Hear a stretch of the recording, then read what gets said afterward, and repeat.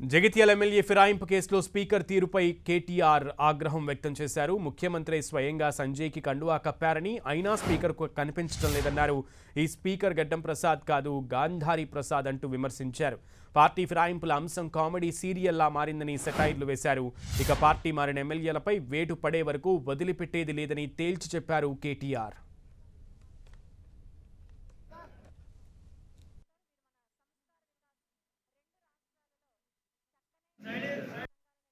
సంజయ్ అంటే ఆయనకు ముఖ్యమంత్రి కండువా కప్పిండు.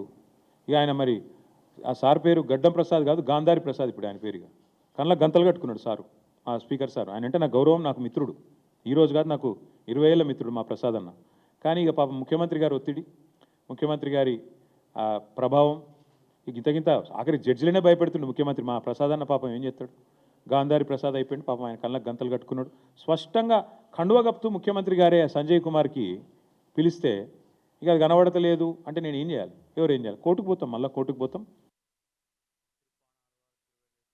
సంజయ్ అంటే